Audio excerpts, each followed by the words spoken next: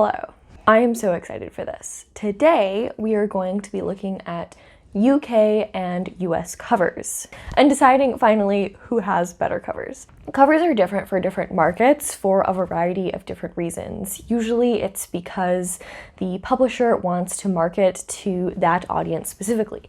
So people in the United States have different values, trends, things that they gravitate towards than the UK and international markets do. So basically, when a book comes out in a new market, sometimes they change the cover in order to reflect what they think that audience will gravitate towards more.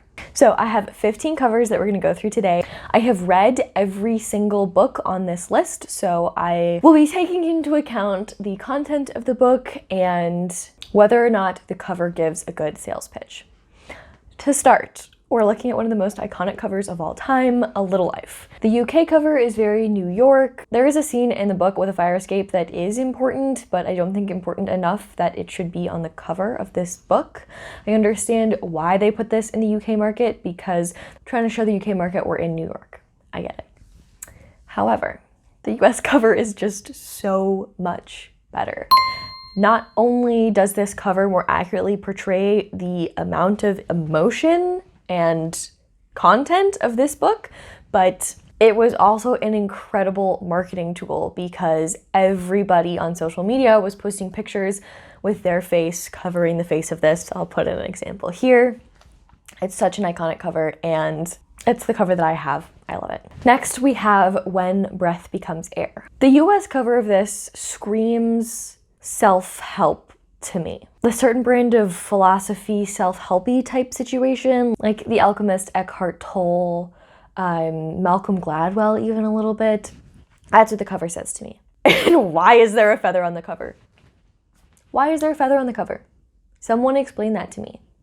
It has nothing to do with the book. I hate this cover. I remember seeing this cover in the store multiple times and did not want to pick it up, and it wasn't until my friend told me that she had read this book and that it was about a neurosurgeon who has cancer and it's all about life and death and life after death, and that was the pitch that drew me in. The UK cover says all of that. We have this neurosurgeon guy, we know it's gonna be medical, and it has this subtitle that doesn't even exist on the US cover that says, "What makes life worth living in the face of death." So right away, I know we're gonna be talking about medical stuff, and I know we're gonna be talking about life and death. That's a much better pitch for the book. UK wins. All right, we're tied going into the third round. The next book we have is Educated by Tara Westover. This is a great example of book covers where I understand completely the differences for the different markets. I can't tell you why, but the UK cover just screams English to me. It just feels very little girl in her garden. Maybe this is because my dad is English, so I have these memories of like photos from his childhood and his family's childhood, and it just feels English to me. I don't know. It feels very British, but it's not giving me very much about what the story is about. This is about a girl who grows up in a very, very conservative Mormon family. She is not allowed to go to school. She doesn't have a birth certificate until age 9. It's basically all about her journey with education and becoming educated and what that means to different people. There's also a lot of time spent in the mountains because that's where her family lives, and they're very much like living off the land sort of a situation. And the US cover gives me that. It's also just doing a lot more. We have the pencil, we've got the education piece. I love the fact that they put the mountains in the pencil shavings. It's just a really, really cool cover. And we get to see Tara on the cover alone in the mountains. It grasps the tone of the book much, much more than this picture does, I feel. So, US cover wins. Little fires everywhere. I don't like either of these covers. I wish, this is my dream for this cover. I want a monster hybrid of these two covers. I want the US cover, but one of the houses on fire. That's what I want. That's what I expected. That's what I want. I have some problems with both of these covers. US cover, where is the fire? Why is there no fire? Little fires everywhere. Why is there no fire? UK cover, what is this font? Also interesting that in the UK cover, Matt Haig has blurbed this. Like, I'm glad he thought it was outstanding, but it just, if you like Matt Haig, this is not the first book I would recommend to you. At least the UK cover, something is on fire. but it's like a paper house. The tone feels really, really off. So I'm gonna have to go with the US cover. I like the typeface that they used. I like the fact that we're seeing a neighborhood. It lets us know that this is a domestic mystery situation. I just wish one of these houses was on fire. I read this book very young, arguably too young. Here's how young I was. I finished this book while having a sleepover with my dog. My dog had hip dysplasia, so she had bad hips. She couldn't go up the stairs, and my bedroom was upstairs. And I wanted more than anything in this world to have my dog, my childhood dog, sleep in the bed with me. So my parents, lovely people, let me have a sleepover with my dog. So the dog slept in the laundry room. So I brought my little sleeping bag in the laundry room and I slept on the floor with the dog. Before I went to sleep, I was reading The Book Thief. I finished it. I was sobbing while I finished this book. It's pretty dark subject matter. Like we're talking about the Holocaust, and this book is narrated by death. Should I have read this that young? I think even at the time I knew this was probably subject matter that I was not equipped to deal with, but it was my favorite book after I had read it, so I liked it. We have to talk about the US cover. What is this? This cover is telling me absolutely nothing about this book. This cover is not warning me about the content of this book. I'm seeing dominoes. Now, I did read this over 10 years ago, so I don't remember if there's domino imagery, but even if there is, A, what is this typeface? B, dominoes? That's what you picked out of all of the imagery that's in this book, and you chose dominoes. It's dark, at least. The sepia tone, kind of distressed thing makes me feel like I might become distressed reading this book, but it's not doing anything for me. The UK cover, so much better. Why is this not the cover that we see on every book? We have a little Grim Reaper guy, Death, dancing with this little girl. That's what the book is. It's about a little girl and Death is narrating. Font is better. We still get the like distressed, discolored paper type situation. It just feels like it encapsulates the book so much better. But that is not the cover that we see everywhere. We see the US cover everywhere because it became really, really popular in the United States. And so that cover became well known. And when a specific cover becomes really well known, that's the cover that gets used everywhere with subsequent reprintings because that's the cover that everyone knows. The book cover is a marketing tool. So even when a book cover is, in my opinion, much better, the one that gets used is the one that became popular first so that everyone can recognize the cover and pick it up. The Midnight Library. Love this book. Matt Haig, hello. Again, I have a couple issues with both of these covers. With the US cover, where's the library? I see what you did with the book, with a novel. I understand, I appreciate you put a book in there, but I wanted more library. That said, I really, really love this cover because we get to see all of the little portals into all these different paths that our main character could have taken, all of these different lives that she could live. And the cat is present, which I love. The cat is so important in this book. I'm glad he's on both covers. The UK cover is just a building. I feel like it doesn't even look very much like a library. There's no books in it. So at least they tried the library imagery, but I don't think they did well. The cat is on the cover, so thank you for putting the cat on the cover. And also the UK cover is having the subtitle, One Library, Infinite Lives.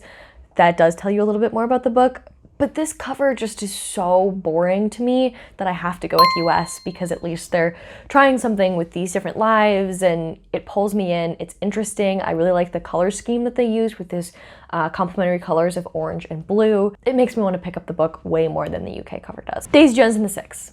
These covers are very, very similar. UK is gonna win because of the font and the colors encapsulate the time period this is set in. This is 60s and 70s, rock and roll, disco pop. Makes a lot more sense than the US cover, which is just this kind of weird sepia tone with this girl on the cover. They could have done so much more with this cover. I'm not super happy with either of these. What I wish is that they had taken the photo that they're talking about for this album cover and they had put that on the cover.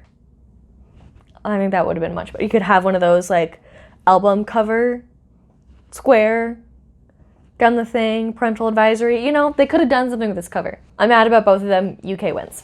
We could talk about all of Sally Rooney's books, but Normal People is the cover that I care the most about because The US cover, I hate. I don't understand why we have these outlines of people and they're like looking over their shoulder at each other. It's very confrontational. It's not telling me anything about the story. Whereas the UK cover, although it is in this garbage green, puke green color, these two people in a sardine can, so good. It's intimate, it's awkward, it's close, it's weird. We know it's going to be about two people. We know it's going to be about their relationship and their intimacy. We know that we're going to feel closed in and cramped and awkward and weird, and they're in a sardine can. I love it. I love the UK cover. UK wins. The Glass Hotel. Here's what I have to say to the UK cover. Why? Why? I kind of see what they're trying to do with like the acid pen writing. Maybe that's what they're trying to do. But it doesn't work for me. It almost looks like a thriller or like it looks like a domestic thriller to me. And that's not what this book is. The US cover, which is actually probably originally the Canadian covers, since this author is Canadian, it depicts the isolation of where the Glass Hotel is located so much better. We're on this teeny tiny island, we're in the middle of nowhere, it's playing with reflection. This talks a lot about memories and looking back on things, and the fog makes it seem haunted, which is perfect for this book. Also, the colors, I really love how the green is in here because this book is about a Ponzi scheme, and I like the fact that I'm kind of getting that green money imagery in as well as this purple, which is moody and emotional and reflective, which I think perfectly encapsulates the mood of this book. US wins. Sharks in the Time of Saviors. Here's a great example of the better cover winning out. You never ever see this UK cover anymore. The only place I've ever seen it is on like an audiobook on a site that is UK based. The UK cover makes it look almost like a memoir, and this is fiction. I will say, the marketing around this book, in my opinion, has not set people up for what this book is actually about, because it is much more about family and family relationships than it is about sharks and magic. This book is pitched as there's this family in Hawaii, and one day this boy falls into the ocean, and instead of being eaten by the sharks, he is saved by them. The sharks return him to his mother. And while yes, that is how this book starts, that is not the majority of this book. The majority of this book is this family dealing with the aftermath of that event and the events that follow, but it's much less about the magic and much more about the family relationships. And I don't think that the US cover or the blurb really encapsulates that, but it is a much better cover than the UK cover. Game of Thrones. I'm conflicted about this one because the UK cover has dragons, the US cover has a sword. I care more about a dragon than I do about a sword, so I'm inclined to say I like that cover better. However, this is not a standalone book, this is a series. And in the US cover series, every single book is in the same cover style, and there's a different object in the middle of each book. And when we look at the first book, this sword makes a lot of sense to be on the cover of the first book because we have this whole thing with Ned Stark, and this sword kind of starts and ends that first book. So I'm gonna have to go with US on this one because it makes a lot more sense for the whole series. Dragons are not a huge part of the first book, so sword wins over dragon, surprisingly. All's Well by Mona Awad. This one too I'm conflicted about because I think my opinion is incorrect. The US cover has this beautiful theater mask made out of pills, and this book is about chronic pain and theater, so it makes complete sense why they created this cover. However, I just love it so much more. We have this woman, she's on the floor, and there are arrows stuck in her, which doesn't really have anything to do with the book. Yes, it is about chronic pain, but arrows are not really imagery that we're seeing in the book. It's more webs of pain, but the arrow imagery is not something that's used. However, I just love the UK cover way more than the US cover. So UK wins, sorry. We have 3 left. Is it close? Have you been counting? Let me know who you think is gonna win in the comments. Next we have the Raw Shark texts. This is an incredible book. If you haven't read it, please do. If you like House of Leaves, you'll love this, especially if you like Jaws. This book is about a conceptual thought shark that eats memories. The title, The Raw Shark Texts, is also alluding to, I'm gonna pronounce this wrong, I can never make my mouth say these words. Raw Shark Texts? Raw Shark, Rorschach tests. I think I did that right. The ink blot tests, Rorschach ink blots. Rorschach. I can't say it. You get the gist. The UK cover looks like an ink blot. It looks like the thing that it's alluding to.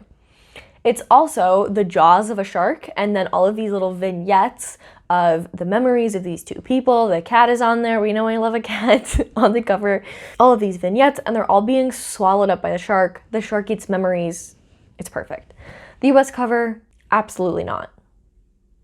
I like that the text is in like typewriter font, but that's about the only thing that I like about it. It just feels like a very, very different book than what it is. UK cover wins. Do you guys remember this book? Because I do. I read this probably back in middle school, and I never knew that there was a cover other than the US cover. The US cover is awful, and all of the young adult books back when I was in middle school had covers like this. It was like half of a face and then like something else. And that's all the covers that we got.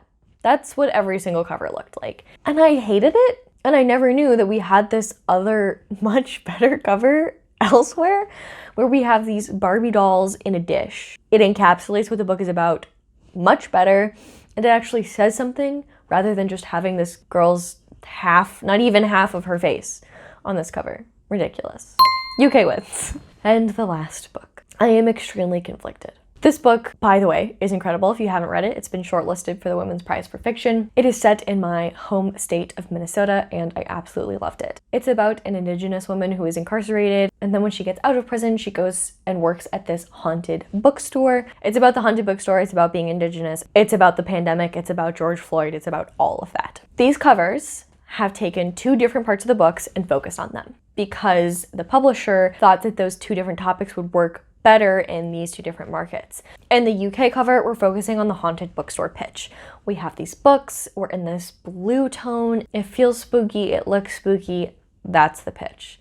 In the US cover, it's more Native American Indigenous imagery. They're focusing on two completely different parts of this book. When I was originally buying this book, I wanted the UK cover so bad. I loved it so much more. After having read the book with the US cover, I'm not sure if it's because I just encountered the US cover or because I had read the book and seen how much of the book was about being Indigenous. I'm not sure which of those things were the thing that made me like this cover more, but I do like the US cover more now. And I've seen a lot of people not like this book, and I don't know if the cover could be playing into that. And I would be interested to see, if you didn't like this book, what cover does the edition that you read have?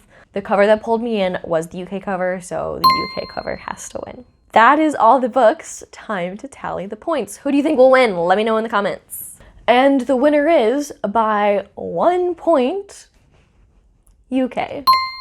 So there you have it, folks. UK makes the best covers, and the US makes awful, horrible covers. In all honesty, I think it's really cool how we're able to get different covers marketing books in different markets, because sometimes one cover doesn't draw me in, but then I will see the book with a different cover, and that cover will intrigue me enough to find out more about the book and see if I'm actually going to like it, and I'll be more likely to pick it up because I'm able to see these different interpretations of the book and different ways of marketing it. That's all I have for you. Thank you so much for watching. If you liked this video, here's another one I think you'll like, and if you'd like to stick around for more book content, please consider subscribing.